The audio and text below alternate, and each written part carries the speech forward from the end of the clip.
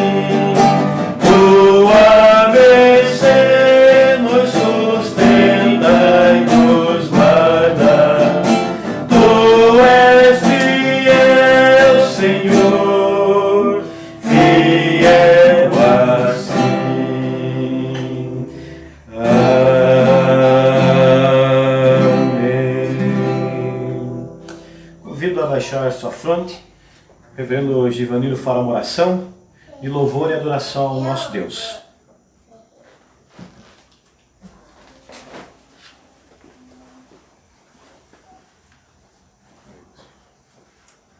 Senhor Deus, nós louvamos o Teu nome. Não cansamos, ó Deus, de Te agradecer pela Tua bendita graça, que tem sido derramada, Senhor, e dispensada sobre nossas vidas, manhã após manhã. Elas são, as Tuas misericórdias, ó Deus, elas são a causa de nós não sermos consumidos. Por isso, ó Deus, nós estamos aqui para Te louvar, para Te engrandecer e para Te exaltar. Muito obrigado, Senhor, por o Senhor ter nos amado tanto, a ponto de ter enviado o Teu único Filho para derramar o Seu sangue na cruz do Calvário, a fim de nos salvar, Senhor, de abrir-nos um novo e vivo caminho, de maneira que nós, hoje, como povo do Senhor, temos acesso ao trono da Tua graça. Muito obrigado, Senhor, por esse privilégio que o Senhor nos dá, de podermos cultuarmos ao Senhor, de podermos louvar o Teu nome e, acima de tudo, Senhor, de podermos ouvir a Tua voz através da Tua palavra. Ó Deus, nós louvamos o Teu nome pela Tua majestade, nós louvamos o Teu nome pela Tua grandeza. Nós louvamos o Teu nome pelo Teu amor. Que somente o Teu nome seja honrado a cada dia em nossas vidas. Que somente o Teu nome seja exaltado, somente o Teu nome seja glorificado. Amém. Ó Deus, que tudo o que venha a ser feito aqui seja de fato, ó Deus, exclusivamente para a Tua honra, para a Tua glória e para o Teu louvor. É a oração, ó Deus, que nós fazemos a Ti, em nome de Jesus nessa hora. Amém. Amém. Amém. Queridos, dando continuidade ao nosso culto, eu convido ainda a abrir sua Bíblia lá no primeiro livro das Crônicas, capítulo 29. É um texto que fala a respeito de gratidão, onde o rei Davi, após reunir tesouros seus próprios e também do povo, bens, para a construção do templo, ele se coloca diante de Deus em gratidão a Deus, fazendo reconhecimento e reconhecendo que tudo aquele montante de bens que juntara para a construção do templo, ainda que eles estivessem tirando das coisas deles, dos seus próprios bens, ainda assim ele reconhece que os seus bens não eram propriamente deles, mas eram de Deus, e agora então eles devolviam a Deus. Então abra sua Bíblia aí no livro de primeiro livro das Crônicas, capítulo 29, versículos 10 em diante. Eu lerei com você de forma responsiva. Vocês lerão aí nas suas casas os versículos ímpares e eu lerei os versículos pares, do versículo 10 ao versículo 22. Então eu leio a partir do 10, você lê o 11, eu leio o 12, você lê o 13, assim até o 22. Então leiamos primeiro o livro das Crônicas, capítulo 29, versículos 10 ao versículo 22. Diz assim a palavra de Deus. Pelo que Davi louvou ao Senhor perante a congregação toda e disse: Bendito és tu, Senhor, Deus de Israel, nosso Pai, de eternidade em eternidade. Teu, Senhor, é o poder, a grandeza, a honra, a vitória e a majestade. Porque teu é tudo quanto há nos céus e na terra. Teu, Senhor, é o reino, e tu te exaltaste por chefe sobre tudo. Riquezas e glória vêm de ti, e tu dominas sobre tudo. Na tua mão há força e poder. Contigo está o engrandecer e a tudo dar força. Agora, pois, ó nosso Deus, graças te damos e louvamos o teu glorioso nome. Porque quem sou eu e quem é o meu povo para que pudéssemos dar voluntariamente estas coisas? Porque tudo vem de ti e das tuas mãos te damos. Porque somos estranhos diante de ti e peregrinos como todos os nossos pais. Como a sombra são os nossos dias sobre a terra e não temos permanência. Senhor, nosso Deus, toda esta abundância que preparamos para te edificar uma casa ao teu santo nome, vem da tua mão e é toda tua. Bem sei, meu Deus, que tu provas os corações e que da tua sinceridade te agradas. A sinceridade te agradas. Eu também, na sinceridade do meu coração, dei voluntariamente todas estas coisas. Acabo de ver com alegria que o teu povo, que se chama aqui, te faz ofertas voluntariamente. Senhor, Deus de nossos pais Abraão, Isaque e Israel, conserva para sempre no coração do teu povo estas disposições e pensamentos, e inclina-lhe o coração para contigo. E a Salomão, meu filho, dá coração íntegro para guardar os teus mandamentos, e os teus testemunhos e os teus estatutos, fazendo tudo para edificar este palácio para o qual providenciei. Então disse Davi a toda a congregação: agora louvai o Senhor vosso Deus. Então toda a congregação louvou ao Senhor, Deus de seus pais. Todos inclinaram a cabeça, adoraram o Senhor e se prostraram perante o rei. Ao outro dia trouxeram sacrifícios ao Senhor e lhe ofereceram holocaustos de 1000 bezerros, 1000 carneiros, 1000 cordeiros, com as suas libações, sacrifícios em abundância por todo Israel. Comeram e beberam naquele dia perante o Senhor com grande regozijo. Eu espero que você tenha percebido algumas coisas nesse texto. Primeira das coisas que espero que você tenha percebido é que o rei Davi, quando vai falar em gratidão, ele começa exaltando a Deus. É Deus que é o Deus de toda a eternidade, é o Deus que é bendito, é de Deus o poder, é de Deus a grandeza. Os versículos 10 e 11 especialmente, e o 12, ele exalta a Deus, ele engrandece a Deus, ele percebe a grandeza e a majestade de Deus e fala isso. Mas depois ele segue revelando o seu entendimento de que, embora os tesouros que fossem apresentados para a construção do templo fossem dele, ele reconhece que tudo vinha de Deus. Esse reconhecimento é importante. Tudo que você tem, tudo que você possui, em última instância, é de Deus que dá a você.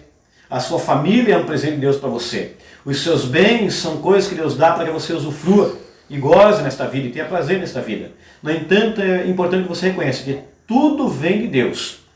Portanto, nós colocamos na presença de Deus para que possamos usufruir, gozar das coisas que Ele nos dá para a honra e glória dEle. Por isso, nessa noite, eu quero ter esse momento de gratidão a Deus. Eu o convido a cantarmos o hino de número 61, um hino de gratidão a Deus, porque entendemos que, apesar de todas as circunstâncias, boas ou más, Deus nos abençoa continuamente, sobretudo com a sua presença em nós. Cantemos o hino de número 61.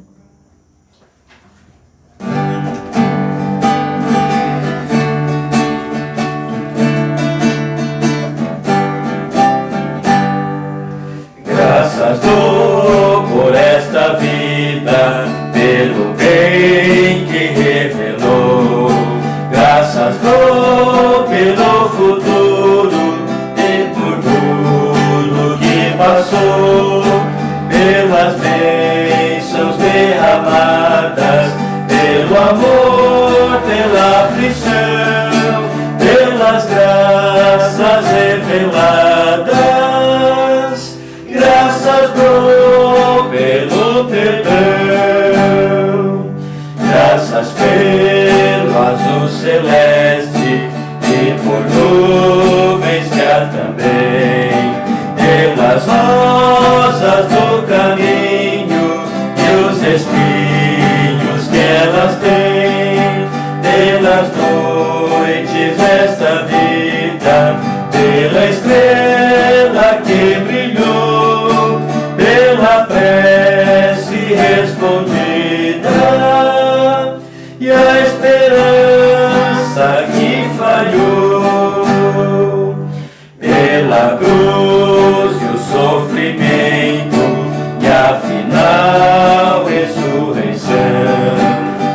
pelo amor que é sem medida, pela paz do coração, pela lágrima vertida, e o consolo que é sem par, pelo dom da eterna vida, sempre graças hei de dar. Se você tem motivos de gratidão a Deus, esse é o momento de você agradecer a Deus. Eu convido para que você compartilhe conosco na nossa página do Facebook os motivos que você tem de gratidão a Deus. Nós faremos uma oração de gratidão, mas eu quero também saber quais são os motivos pelos quais você adora a Deus neste dia. Nossa irmã Lídia fará uma oração de gratidão e eu convido que você feche seus olhos, peço que você feche seus olhos, baixe sua fronte, para que façamos essa oração de gratidão a Deus. Gratidão por tudo que Deus tem feito por nós, pelo cuidado dele. Depois você compartilha conosco os motivos pelos quais você agradece a Deus. Oremos. Deus amado, nosso coração realmente é grato a Ti por tudo que o Senhor tem feito por nós, em nós, através de nós também. Nós Te louvamos, ó Pai, porque em todo tempo o Senhor tem cuidado de nós, o Senhor tem derramado sobre nós a Tua graça, a Tua misericórdia, o Teu amor, dia após dia. Nós Te louvamos, ó Deus, porque mesmo sem merecer, o Senhor olha para nós com olhos de misericórdia. O Senhor nos salvou, o Senhor tem nos abençoado e nós Te louvamos por isso, ó Deus. Te agradecemos pelo privilégio de poder cultuar ao Senhor, de poder termos acesso à Tua palavra, que nos leva até a Ti, que nos leva a conhecer mais de Ti. Por isso nós Te agradecemos por tudo, em nome de Jesus. Amém. Amém. Amém. Gratidão no coração. Isso é uma marca, uma característica daqueles que reconhecem que Deus tem agido em nossa direção. Mas ainda eu convido a abrir sua Bíblia lá na carta de Paulo aos Filipenses, capítulo 4. Filipenses, capítulo 4, nos chama, assim como Jesus no capítulo 6 de Mateus, nos chama a vivermos uma vida sem ansiedade. Ansiedade é aquilo que nos sufoca, nos oprime, aquilo que tira nosso sono, aquilo que não permite que deitemos a nossa cabeça tranquilo no travesseiro e tenhamos um sono tranquilo. O apóstolo Paulo, bem como Jesus Cristo, ele diz o seguinte: não andeis ansiosos de coisa alguma. Em tudo, porém, sejam conhecidas diante de Deus as vossas petições, pela oração e pela súplica, com ações de graças. E a paz de Deus, que excede todo entendimento, guardará o vosso coração e a vossa mente em Cristo Jesus. Eu convido nesse momento a orar. Eu sei que muitos de vocês que estão assistindo talvez estejam com o coração preocupado, com a mente intranquila, e eu quero incentivá-lo, a exortá-lo mesmo, que você confie em Deus. Inclusive, confiança é aquilo que falaremos nesta noite. Que você confie que Deus está cuidando de você. Eu quero orar por você. Eu quero orar pelo seu Antônio, que encontra-se enfermo. Eu quero orar pela família lutada lá da nossa igreja, irmão do Pai Nacional. Eu quero orar por você que talvez esteja aí na sua casa com alguma dificuldade, esteja preocupado. Saiba que nesse momento eu vou colocá-lo, ainda que eu não esteja com você, ainda que não esteja no seu lado, colocando as mãos no seu ombro para você perceber que há alguém no seu lado. Ainda assim o Senhor Jesus está com você e eu vou orar com você. Colocá-lo na presença de Deus com uma certeza: Deus nos ouve, mas também orarei pela nossa nação. E eu peço que você faça o mesmo, ore pelo nosso Brasil, ore pelo nosso país, peça a Deus que esteja dando-nos respostas ante essa situação que se levanta. Mas eu especialmente quero orar por você. Vai à sua fronte e eu vou fazer uma oração pela sua vida. Ó Deus, nós somos Teu povo e há muitos que nesse momento estão assistindo, participando deste culto em seus lares, e estão com o coração talvez intranquilos, estão com a mente preocupada, estão, ó Pai, muitas vezes sem conseguir dormir por causa de um casamento que está em dificuldade, por causa de filhos que se encontram rebeldes, por questões financeiras, por questões de trabalho, ó Pai. O Senhor conhece cada um que está nesse momento participando deste culto, ó Pai. O Senhor está aqui conosco, mas o Senhor também está ao lado de cada um. E o Senhor ouve a nossa oração. Nós temos a convicção, ó Pai, de que nossas orações, quando postas na Tua presença, são ouvidas e são respondidas, ó Deus. No entanto, muitas vezes a resposta não é aquela que nós queremos, mas nós descansamos no fato de que a Tua resposta, a Tua vontade é sempre a melhor. Por isso, ó Deus, nesse momento, eu coloco os Teus servos lá da Igreja do Parque Nacional, ó Deus, na Tua presença, pedindo que o Senhor esteja confortando os familiares, confortando essa igreja, ó Deus, pela perda do Teu servo, que está contigo na eternidade agora, Pai. Também coloco o Seu Antônio na Tua presença, ó Deus, pedindo ao Senhor que esteja com ele, guardando, ó Pai, como médico dos médicos. Bem como eu peço por cada um, ó Deus, que tem suas dificuldades, que não compartilharam conosco aqui, não puderam ter seus nomes aqui citados, mas que o Senhor conhece tão bem, ó Deus. Que o Senhor esteja agindo, Pai. E que cada um de nós que estamos participando deste culto nesse momento, tenhamos no coração a paz do Senhor, que excede todo entendimento. Toma o Pietro em Tuas mãos, ó Deus, que o Senhor o tenha na Tua presença, que o Senhor o guarde também em sua saúde, Deus. E cada um, ó Deus, que pensou, quer seja esposo, esposa, filho, filha, avô, avó, mãe, pai, que a Tua boa mão esteja agindo na vida de cada um, de cada família, dando paz. É a nossa oração, confiados tão somente em Jesus Cristo, em nome dele, que lhe pedimos nesta oração. Amém. Amém. Descanse no Senhor, meu querido. Saiba que Deus tem planos e propósitos para a sua vida e que Deus está cuidando e que Deus ouviu a sua oração. Que Deus te dê paz ao coração, que tire a ansiedade do seu coração. Ainda dando continuidade ao nosso momento de liturgia, eu agora, na verdade, partamos já para o nosso estudo, para não nos delongarmos muito. Eu convido então a abrirmos nossas Bíblias lá no Salmo 125. Como já temos feito, nós já iniciamos alguns dias atrás estudos sobre os cânticos de romagem, que são salmos que vão do Salmo 120 ao Salmo 134. Salmo 120 ao Salmo 134. São salmos que evocam sentimentos de angústia, de tristeza, de alegria, de prazer, de preocupação, estados de ânimo e sentimentos que nós temos no dia a dia. O Salmo 120, por exemplo, e eu sei que você pode se identificar, eu me identifico com esse salmo, é um salmo que trata a respeito daqueles que o salmista está passando por isso. O salmista está lidando com pessoas que falam mal dele, que estão difamando, pessoas que estão dando tapinha nos seus ombros, mas pelas suas costas falam mal. Ele então pede a Deus que os livre de pessoas assim. O Salmo 121, nós encontramos o salmista numa situação de vulnerabilidade. O salmista está preocupado com a sua segurança, então ele diz, para onde eu vou buscar socorro? E então ele diz, o meu socorro vem do Senhor. Salmo 122 expressa a alegria do salmista em ir à casa de Deus.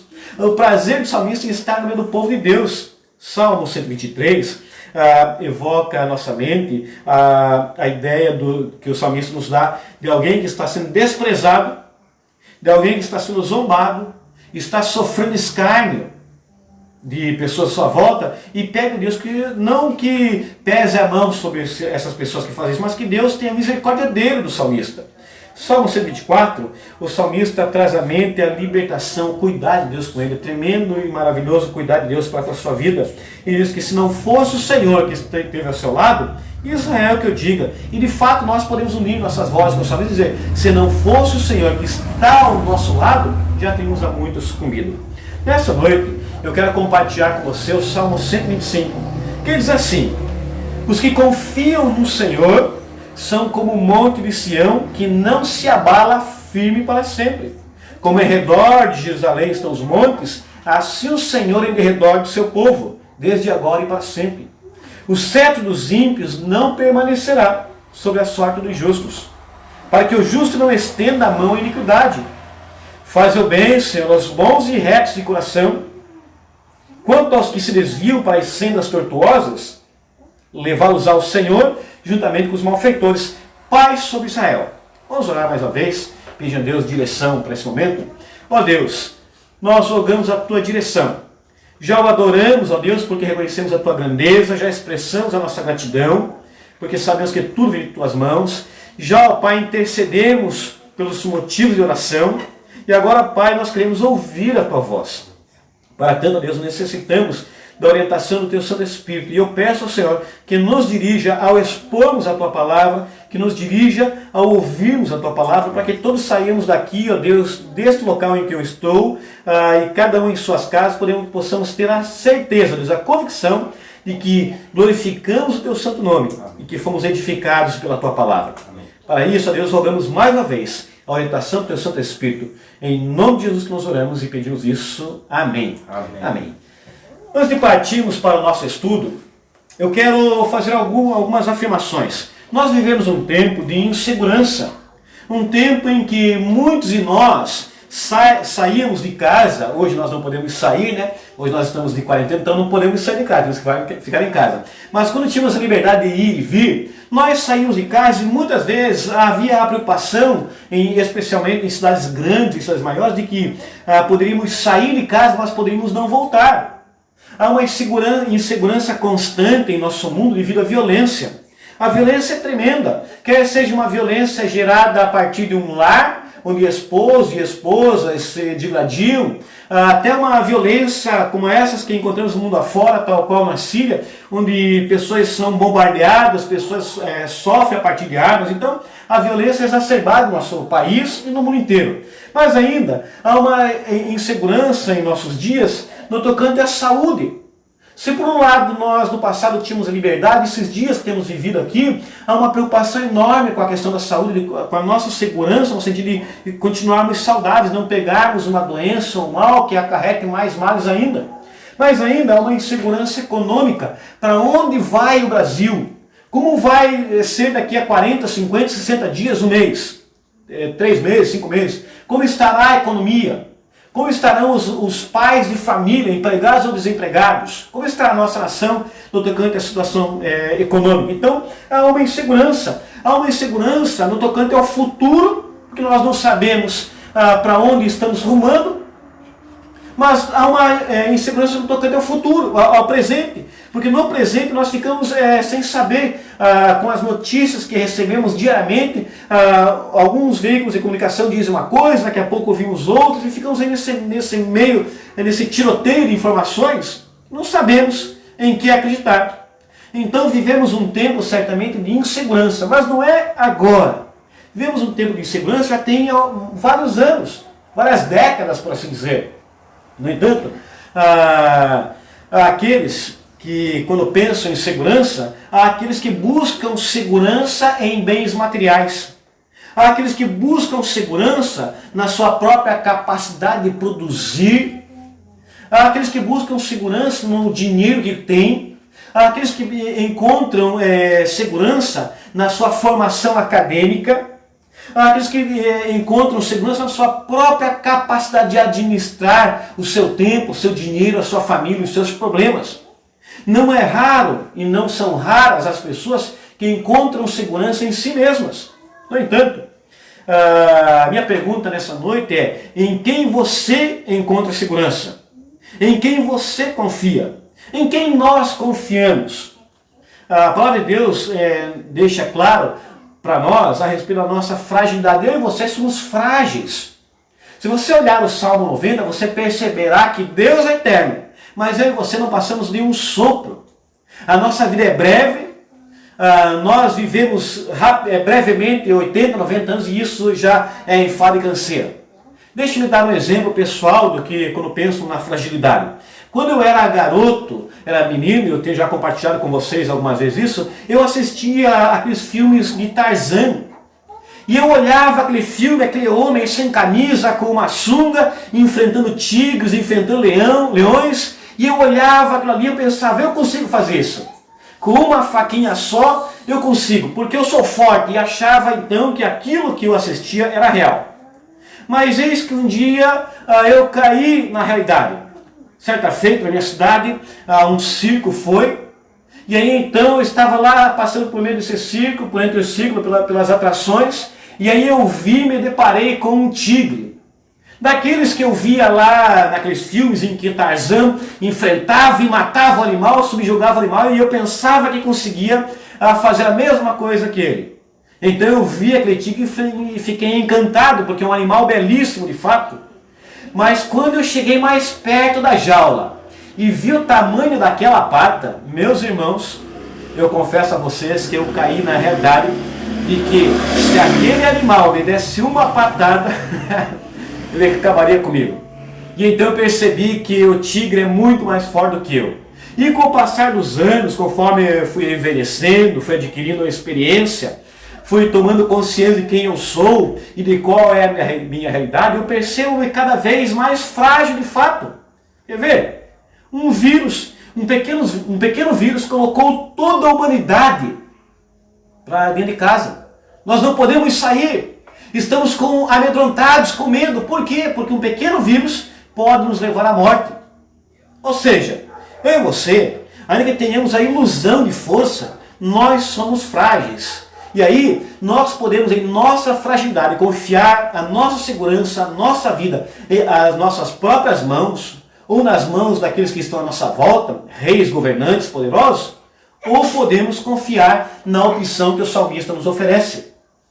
E eu entendo que a opção que o salmista nos oferece é a melhor opção que eu e você podemos ter no mundo.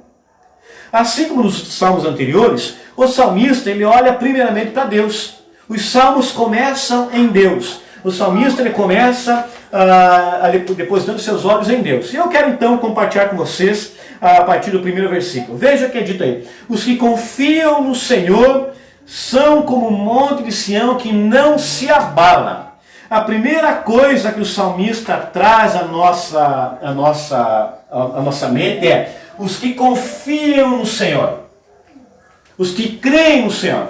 Os que acreditam que há um Deus. Os que acreditam nas Escrituras. Aqueles que acreditam que o Deus descrito nas Escrituras é único e verdadeiro. Que cuida dos seus. Esses que têm fé, no caso, confiança que podemos colocar do lado com fé. Aqueles que têm fé no Senhor, ou seja, é necessário fé e há o alvo da fé. Temos aqui a fé, ou seja, aquilo que é necessário, e há o alvo da fé, os que confiam no Senhor.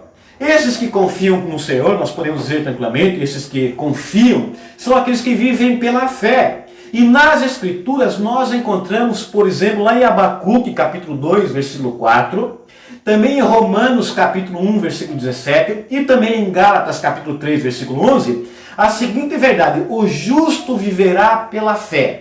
O justo vive pela fé. Ou seja, é desses que é dito aqui. Os que confiam, os que têm fé, aqueles que acreditam no Senhor, em Deus, no Deus da aliança, no Deus que faz promessas, no Deus que guarda o seu povo, esses são como o Monte Sião. E aí há duas coisas que são ditas do Monte Sião. Ele não se abala e fica firme para sempre. Em outras palavras, aquele que confia em Deus é como o Monte Sião, que permanece continuamente e constantemente. Quando nós pensamos nesse que vive pela fé, o alvo da fé do salmista certamente é Deus. E aí então há uma relação entre Deus e o salmista, ou Deus e seu povo, que leva o salmista, leva o povo de Deus a ter segurança, a ser alguém que tem confiança, de forma que este salmo pode ser dito dele o seguinte: o título do salmo, uma expressão de confiança. Confiança em quê? Quando o salmista diz que os que confiam em Deus são como o Monte Sião, há uma ideia por trás dessa expressão Monte Sião. Primeiro, Monte Sião se aplica à questão de estabilidade. Mas também, Monte Sião é um símbolo de força. E ainda, o Monte Sião é um símbolo de firmeza. É evocada na mente do salmista, ou vem à mente do salmista algumas coisas. Por exemplo, estabilidade, como eu já disse, força e firmeza. Tudo isso, quando ele pensa em Sião. Quando ele pensa nos que confiam no Senhor, ele está dizendo, aqueles que confiam no Senhor são estáveis, têm a força que vem do Senhor e são firmes no Senhor. Mas ainda, o salmista segue dizendo o seguinte: como em redor de Jerusalém estão os montes, assim o Senhor em redor do seu povo. Então deixa eu anotar aqui para você. Primeiro, estabilidade. força e firmeza. Aqueles que confiam no Senhor, apenas os que confiam no Senhor, têm estabilidade, têm a força que vem de Deus e são firmes porque Deus é o fundamento. Na segunda parte do versículo 2, esse texto é dividido em pelo menos 2 ou 3 partes. Na segunda parte nós temos uma repetição praticamente da mesma ideia que encontramos no primeiro versículo. Diz assim, mas com algumas aplicações diferentes. Como em redor de Jerusalém estão os montes, assim o Senhor em derredor de seu povo, desde agora e para sempre. Pois bem, Jerusalém não era situado em cima de um monte, mas Jerusalém estava cercada, estava localizada numa região montanhosa, onde havia uma única região que não tinha montanhas, que era a região norte. O resto, os outros lados de Jerusalém, estavam todos cercados por uma região montanhosa, de forma que Jerusalém se tornava praticamente invulnerável, impenetrável. Mas, quando é evocada a mente do salmista, que aquele que confia em Deus é como o Monte Sião, aquele que confia em Deus também é como alguém que tem essa cadeia montanhosa em volta. Ele diz assim, como em redor de Jerusalém estão os montes, e essa expressão, em redor de Jerusalém, implica, é um símbolo de proteção e é um símbolo de segurança. Veja, nós juntamos mais 2 palavras aqui. Proteção, segurança. Daí então nós percebemos o seguinte, aqueles que confiam, e a ênfase é essa mesmo, aqueles que confiam em Deus, aqueles que confiam no Senhor, aqui está o centro de onde vêm todas as demais coisas, são estáveis, porque Deus lhes dá estabilidade, tem força, porque Deus é a sua força, e tem firmeza, porque Deus é o seu fundamento. Mas também esses que confiam em Deus são como aqueles que estão diante do Senhor, evocadamente deles, que eles têm proteção e têm segurança. Nós olhamos toda essa situação do primeiro versículo, do segundo versículo, e aplicamos da seguinte forma: aqueles que confiam no Senhor, e essa é a ideia do salmista, podem descansar seguros, porque eles têm quem olhe por eles. É como se Deus os protegesse por todos os lados. Isso me traz à mente o Salmo 139. Depois leia na sua casa e perceba como Davi descreve Deus em torno dele no Salmo 139. Diz Davi no Salmo 139, que Deus está acima, abaixo, nos lados, não há lugar para onde ele possa fugir de Deus. Deus está em volta dele, em todo tempo. Então essa é a ideia que nós encontramos aqui. O salmista tem segurança, tem proteção, tem estabilidade, tem a força do Senhor, tem a firmeza do Senhor, porque ele confia em Deus. A fé aqui é essencial. É essencial. E isso aqui que é dito apenas para aqueles que confiam em Deus. Ou seja, quem não confia em Deus não será como esse monte.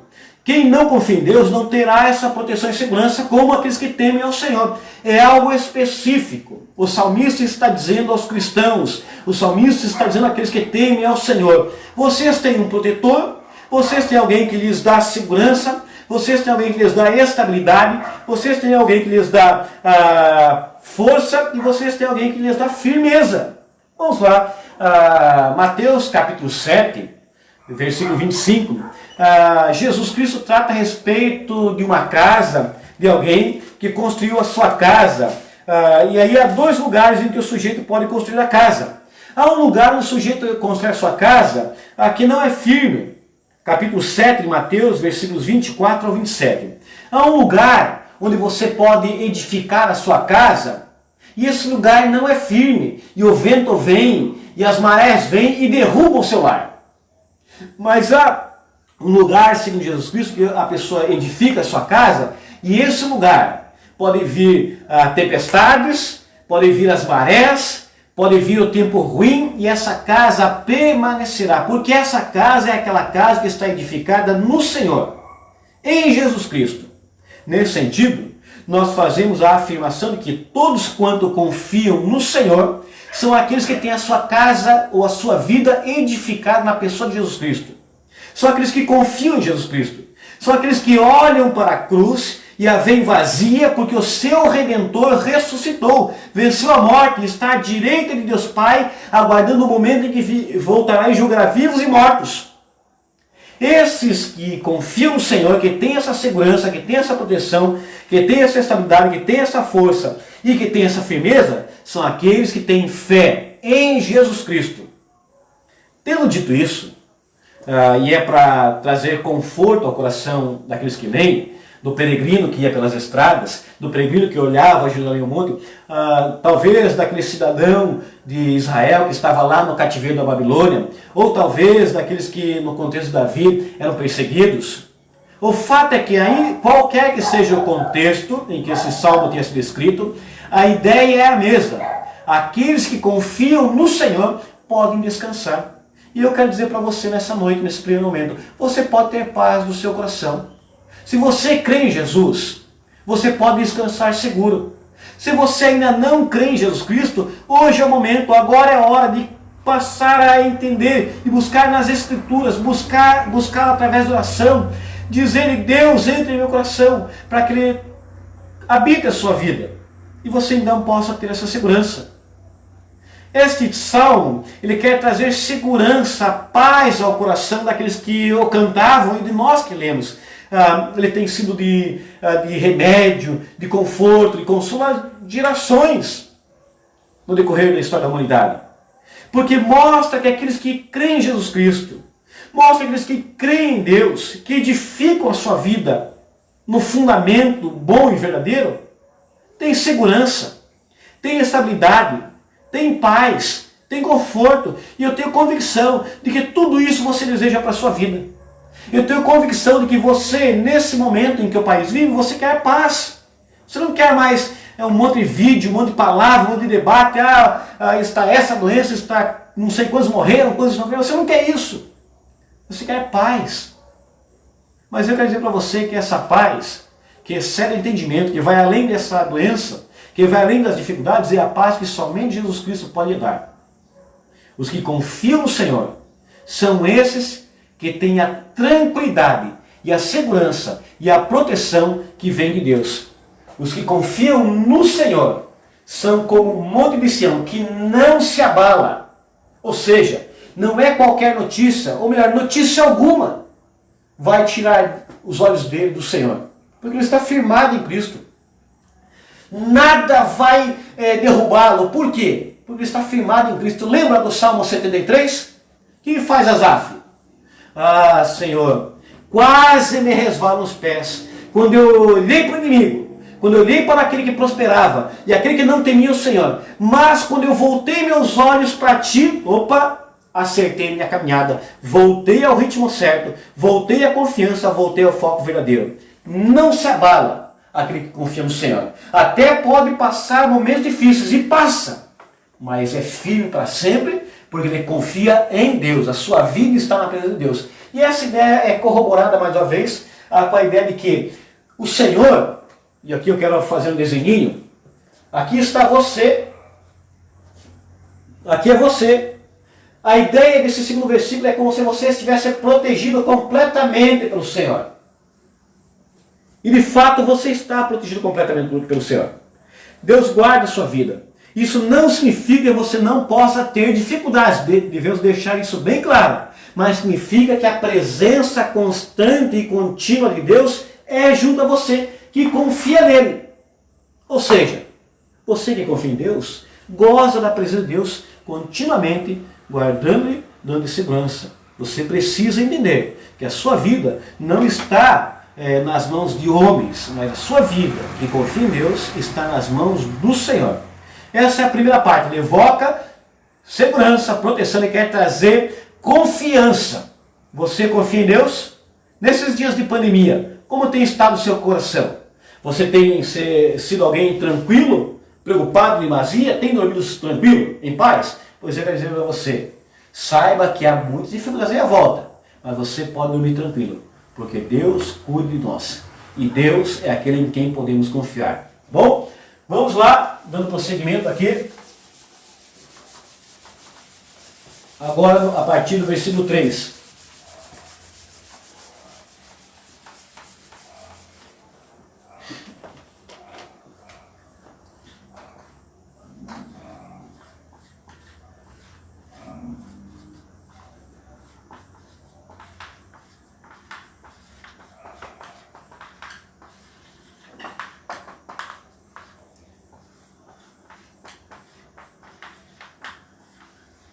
Você tem em quem confiar a sua vida. Versículo 3, especialmente. E eu quero lembrá-lo ao que eu sempre digo, os salmistas que escreveram os salmos, eles não são alienados, eles não fecham os olhos para a sua realidade, eles não fecham os olhos para as dificuldades da vida. Eles sabem e percebem que tem problemas, que tem dificuldades. O crente, aquele que teme ao Senhor, tem dificuldades. Aquele que teme ao Senhor vai à falência. A sua empresa fecha. Aquele que teme ao Senhor passa por dificuldades no casamento. Aquele que teme ao Senhor passa dificuldades com seus filhos. Aquele que teme ao Senhor tem problemas seríssimos. No entanto, nós sabemos que temos o cuidado de Deus conosco. E é interessante o versículo 3, porque o versículo 3 vai nos dar uma garantia. O mal não prevalecerá. As pessoas más não vão vencer. É isso que é dito aqui. Versículo 3. O certo dos ímpios não permanecerá sobre a sorte dos justos, ou sobre a terra dos justos. E diz mais, para que o justo não estenda a mão em iniquidade. Aquilo que é dito aqui no versículo 3 é o seguinte. O mal não tem a palavra final e nem é eterno. Deixe-me ser mais claro. Nós, homens, passamos dificuldades. Mas Paulo, em determinada ocasião da sua carta aos Coríntios, vai dizer o seguinte, que Deus não permite que sejamos tentados além de nossas próprias forças. De nossas forças. Mas também, juntamente com as provas, vem o livramento. Aquilo que é dito aqui é algo parecido com o que Paulo fala lá. Que muitas vezes passamos por dificuldades, muitas vezes os maus pesam a mão. Aqui alguns pensam que o contexto seja do cativeiro da Babilônia, em que Israel estava sendo oprimido, e oprimido por já algum tempo. Então eles clamavam a Deus, e aí então o salmista evoca, confia em Deus. E a afirmação do salmista agora ainda é uma afirmação de que vocês têm em quem confiar, porque ele está dizendo, olha, o mal não vai prevalecer. As coisas ruins não vão durar eternamente. Ainda que sejamos provados pelo Senhor, ainda que sejamos testados pelo Senhor enquanto povo de Deus, até o momento que achemos que não teremos condições de suportar, é importante você saber que Deus não permitirá que você seja aprovado até o ponto em que você renegue-o, até o ponto que você apostate da fé, que você diga, eu não creio mais em Jesus, não creio mais em Deus. Ele não permite que os seus cheguem a esse ponto. É isso que está sendo dito na parte final aqui do versículo 3. Ele diz, no início do versículo, o certo dos ímpios não permanecerá sobre os justos, ou seja, não vai ser eterno a maldade. O sofrimento não vai ser a vida inteira. As dificuldades não vão acima do que você pode suportar.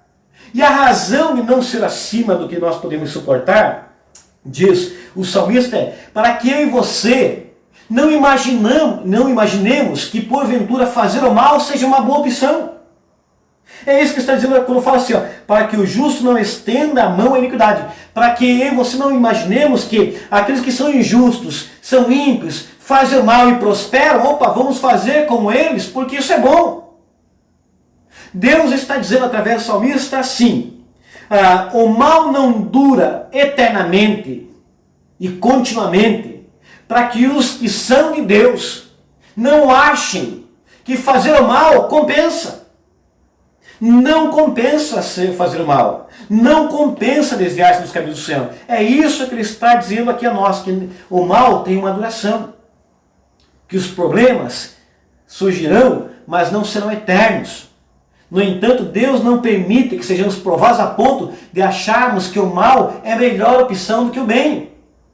Do que as coisas que desagradam a Deus são melhores do que as coisas que agradam a Deus.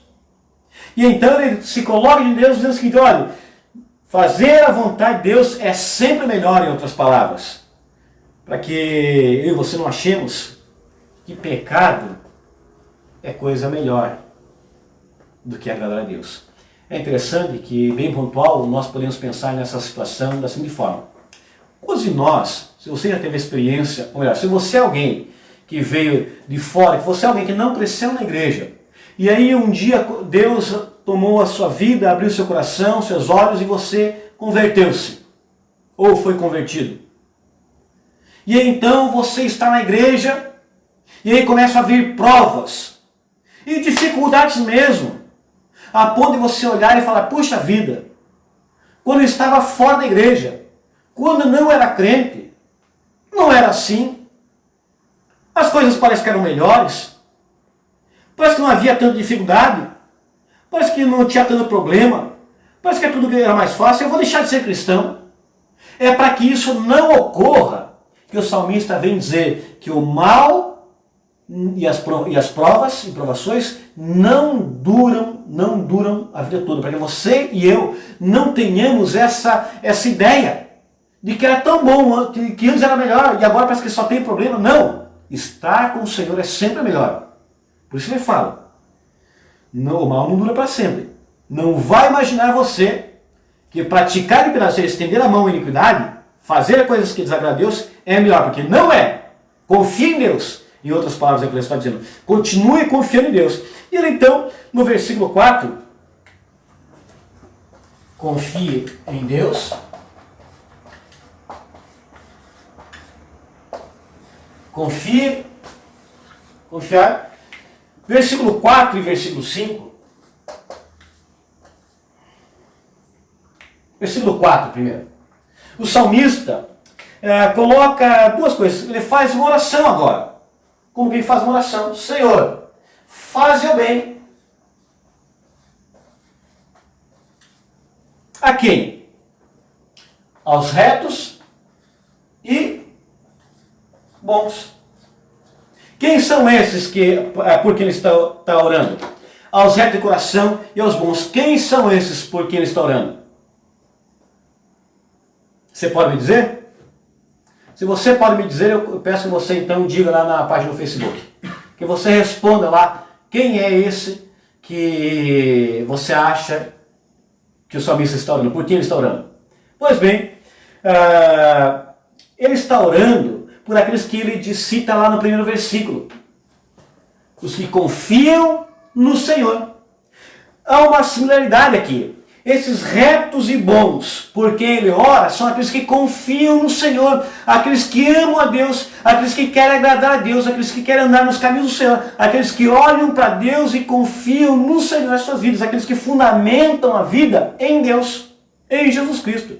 São por esses que ele pede oração agora, para que eles sejam sustentados pelo Senhor, para que eles se mantenham na presença de Deus, visto que ele, no versículo anterior, dissera que o mal não dura eternamente e a vida toda, para que os justos não achem que pecar é coisa boa, agora ele veio orar para esses justos e dizer, faz o bem a esses que confiam, que são justos, que são bons e que são retos. Agora, é importante você saber, é importante que ele diga, que a oração do salmista que expressa em termos de bons, retos, justos em direção a nós, que são guardados por Deus, o cuidado de Deus conosco não se baseia na retidão, ou seja, na nossa vida de retidão. Ou seja, eu sou bonzinho, eu caminho nos caminhos de Deus, eu faço a vontade de Deus, então Deus vai me guardar. Eu dou o dízimo, eu vou na igreja domingo, eu assisto a escola dominical, eu assisto os estudos de quarta-feira, eu não perco um culto. Então Deus vai me cuidar. Não é esse o fundamento do cuidado de Deus. O fundamento do cuidado de Deus para comigo e para com você é a fé, é a confiança. É o fato de que confiamos que Ele é suficiente para cuidar de nós, que Ele é o nosso Deus. É confiarmos, sabemos que Ele é aquele que cuida de nós. Então, o salmista diz isso. Faze, ó Deus, o bem. Retidão, ou seja, você ter uma vida reta diante de Deus, é fruto da confiança. É fruto... Copo com água, por favor. É fruto da confiança que temos com Deus. A nossa vida reta, a nossa vida diante de Deus, é fruto da confiança e fé que temos para com Ele. Portanto, o salmista ora por você. Você que confia em Deus. Eu que confio em Deus. Ele diz, Deus, faça o bem aos retos e bons, àqueles que confiam, àqueles que são chamados justos. Perceba, você tem em quem confiar. Você é incentivado a confiar em Deus. E há uma oração a seu favor. Deus, faz o bem. E o versículo 5, então, o salmista encerra o seu salmo, diz o seguinte: no entanto, aqueles que não vivem com Deus, aqueles que não vivem para Deus, aqueles que não confiam em Deus, o juízo de Deus virá sobre eles. Diz isso da seguinte forma: quanto aos que se desviam para as sendas tortuosas, levá-los ao Senhor juntamente com os malfeitores. Perceba a seriedade daquilo que é dito aqui agora pelo salmista. Ele chama o povo a confiar em Deus, mas nem todos confiam em Deus. Ele chama o povo a temer ao Senhor, mas nem todos temem ao Senhor. Ele chama o povo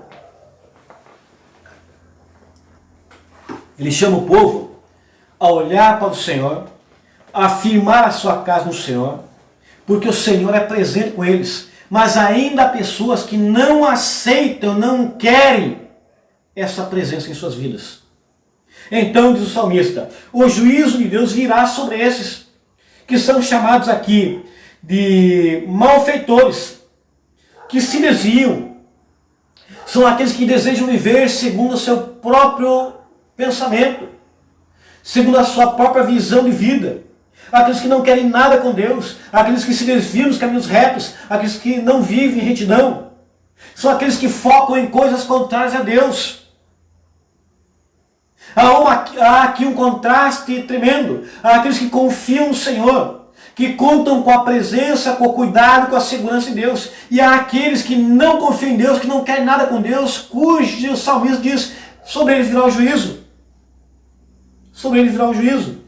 Ele termina dizendo o seguinte: paz sobre Israel, paz sobre aqueles que confiam em Deus, a paz que emana de Deus, a paz que excede todo entendimento, a paz que vem do Senhor, seja essa que esteja sobre aqueles que confiam em Deus.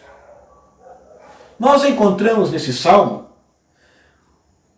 um hino de confiança, um tremendo chamado a nós para confiarmos em Deus em toda e qualquer situação, por algumas razões. Deus está em nosso derredor, nos guardando, nos protegendo conosco. Quero ler alguns textos com vocês que trazem essa ideia. Mateus capítulo 1, versículo 23. Se você puder abrir na sua Bíblia, eu abrirei aqui e lerei os textos. Mateus 1, versículo 23, diz assim: Deus conosco. Eis que a Virgem conceberá e dará à luz a um filho, e ele se chamará Emanuel, que significa Deus conosco. Olhe onde está fundamentada a nossa confiança. Deus é conosco. Mas ainda, Deus é por nós. Romanos capítulo 8, versículo 31. Romanos capítulo 8, versículo 31 diz assim: que diremos, pois, à vista destas coisas? Se Deus é por nós, quem será contra nós? Deus conosco, Deus por nós, Deus em nós. 1 João, capítulo 4, versículo 16. 1 João, capítulo 4, versículo 16. E nós conhecemos e cremos no amor que Deus tem por nós. Deus é amor, e aquele que permanece no amor, permanece em Deus e Deus nele. Deus em nós, Deus conosco, Deus por nós, Deus em nós, Deus adiante de nós, Deus diante de nós. Deuteronômio, capítulo 31, versículo 8. Deuteronômio, capítulo 31, versículo 8.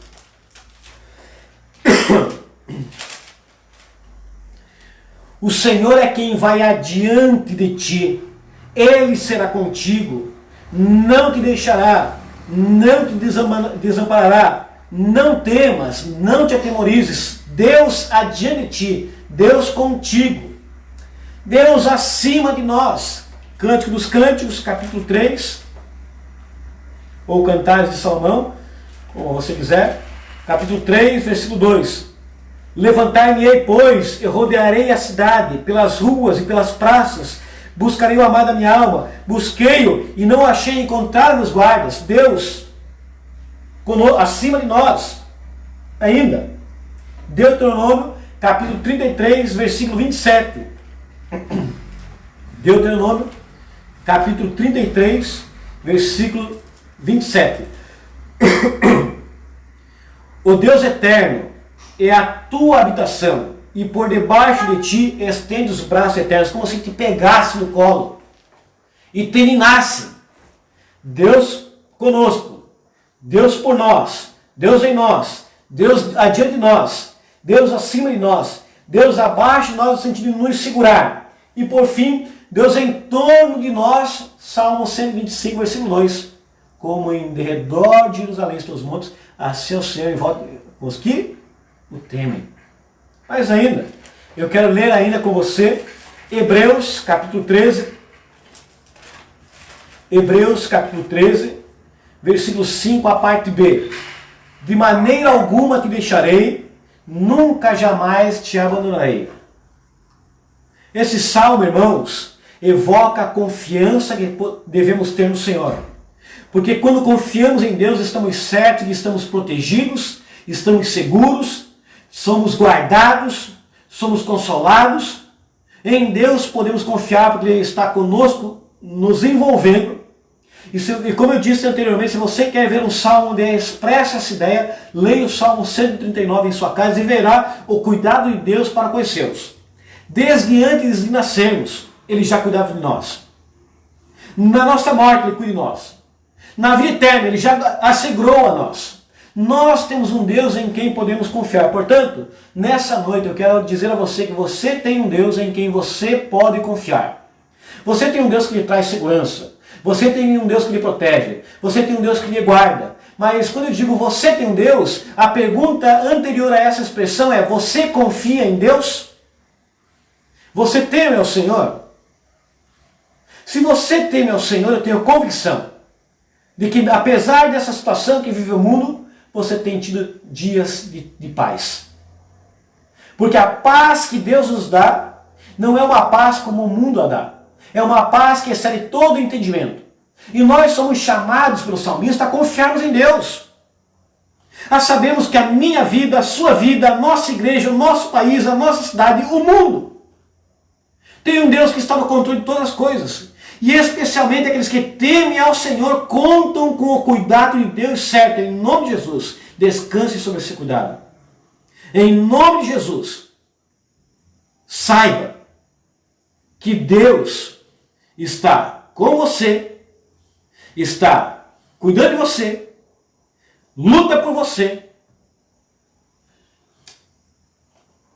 está adiante de você, está acima de você, está abaixo de você te segurando, está em seu redor. Você tem em quem confiar. Esse salmo é um salmo que expressa a confiança. E a minha oração nessa noite é para que você confie em Deus.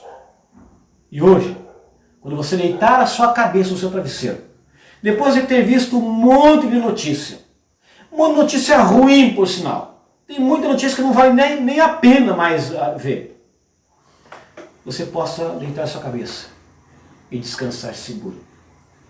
Porque você tem um Deus que te protege, que te guarda, que cuida de você.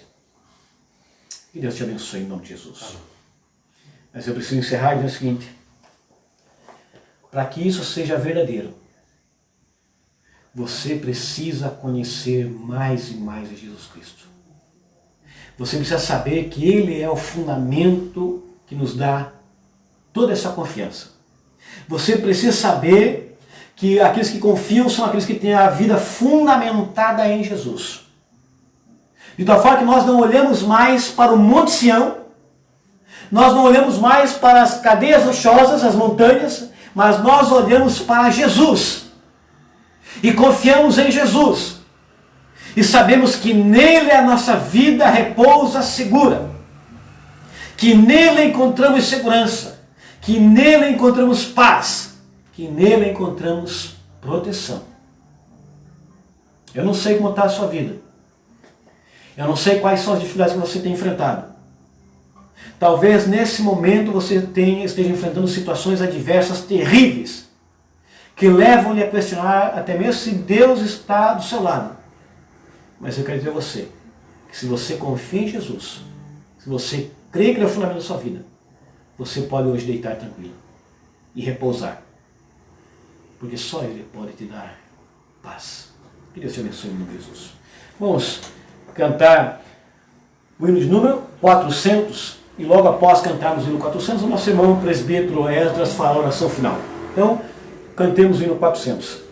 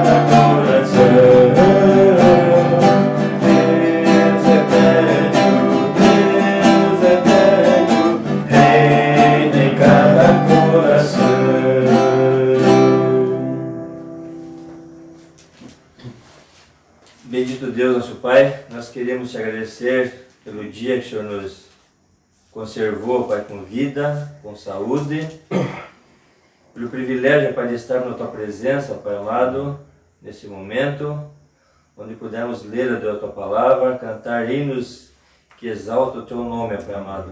Ó Deus, obrigado, Deus, porque nós confiamos no Senhor, Pai amado, e sabemos que tudo isso que estamos passando, Deus, vai passar em breve, Pai, no nome de Jesus, Pai amado. Fica, Deus, conosco, nos guardando, nos protegendo, Pai, nós, nossos familiares, todos, Pai, no nome santo de Jesus. Amém. Amém. Amém. Meus irmãos, nós encerramos esse nosso culto de hoje, mas eu quero agradecer a todos vocês que participaram desse culto, rogar a bênção de Deus sobre sua vida e dizer, quero dar um aviso a você. Na semana que vem, nós teremos nossa Semana da Páscoa. A maioria das igrejas não se reunirá para a Páscoa. No entanto, transmitirão seus cultos e nós também faremos isso. Na semana que vem, nós teremos cultos de segunda a domingo, relacionados às 7 palavras da cruz. No primeiro dia, eu pregarei uma palavra de perdão.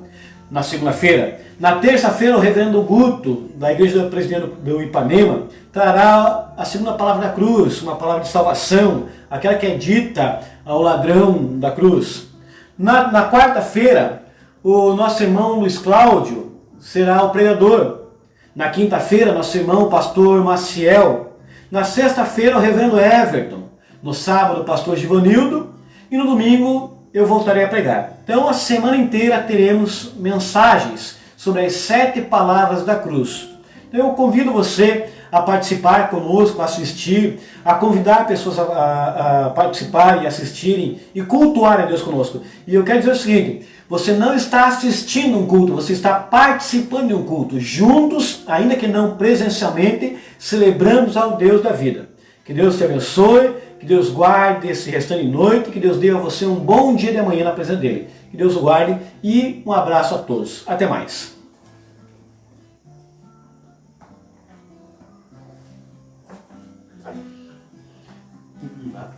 Acabou já?